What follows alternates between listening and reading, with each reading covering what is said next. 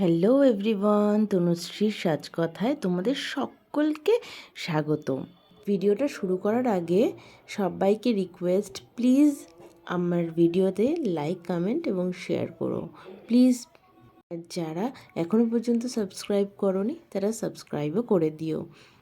তো চলো আজকের ব্রাইড নিয়ে কিছু কথা বলি। আজ অবধি যত ব্রাইডাল ভিডিও আমি তোমাদের সাথে শেয়ার করি সবই বেঙ্গলি ব্রাইডের ভিডিও। তো আজকে যেটা শেয়ার করব সেটা হচ্ছে মুসলিম ব্রাইডের ভিডিও। তো তোমরা দেখতে থাকো। তো তোমরা তো জানোই যে ওদের যে রিচুয়ালসগুলো হয় সবই সকালবেলার দিকে। তো এটাও ছিল আমার সকালবেলার একটা রিসেপশন লুক। যাকে আমি সাজাচ্ছি তাকে দেখতেই পাচ্ছ, খুবই মিষ্টি, একদম পুতুল পুতুল দেখতে।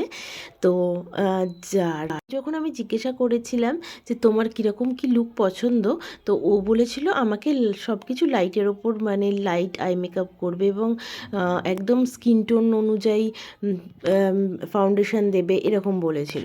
তো আমি বলেছিলাম হ্যাঁ, মেনলি সকালবেলার দিকে যখন কোনো কাজ থাকে তখন একটু লাইট মেকআপই হয়, কারণ হচ্ছে যে সকালবেলার দিকটা হেভি লুক আমিও পছন্দ করি না, আর আমি কোনো সময় কোনো ব্রাইডকে খুব হেভি লুক দেওয়াটাও একদম প্রেফার করি না।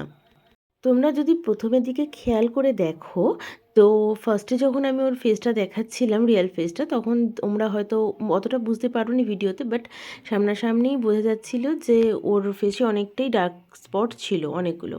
তো সেটা ঢাকার জন্য আমি আজকে অরেঞ্জ কালার কারেক্টার ইউজ করেছি, কারণ অরেঞ্জ কালার কারেক্টার আর কনসিলার দিয়ে না ঢাকলে ওর ব্ল্যাক স্পটগুলো দেখাই যেত। যেহেতু একদমই লাইট মেকআপ, তো বেস আমি সেইভাবে ক্রিয়েট করিনি, সেই জন্য আমি ফাউন্ডেশন দিয়েই কাভার করেছি পুরোটা।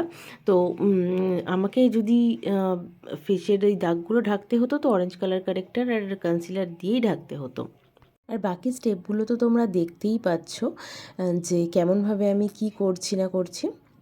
আর সবথেকে বড় কথা, ওর চোখগুলো খুবই সুন্দর ছিল, ওর মুখের ফিচার্সগুলো সবকটাই খুব সুন্দর ছিল, কিন্তু চোখটা মেনলি খুব বড় বড় ছিল বলে ওই জন্য আমার আই মেকআপটা করতে বেশি ভালো লাগছিল। আমি মানে চোখটা একটু টানা টানা করেছিলাম, যেহেতু ওর চোখটা বড়, তাই আমি নিচেও কাজল দিয়েছিলাম এবং নিচে কাজল দিয়ে সুন্দরভাবে স্মাচ করে দিয়েছিলাম, এবং যাতে ওর চোখটা আরও টানা এবং সুন্দর লাগে। ওর যে লেহেঙ্গাটা ছিল ডিপ জাম কালারের ছিল, তো সেই হিসাবেই আমি ওর লিপটা আঁকছিলাম, কিন্তু পুরোটা ডিপ করে দিলে তো ভালো লাগে না অনেক সময়, তো সেহেতু আমি কম্বিনেশন করে করেছিলাম। তো দেখো, ওকে সাজানো মোটামুটি আমার কমপ্লিট হয়ে গেছে, ওর শুধু হেয়ার স্টাইলটাই বাকি আছে।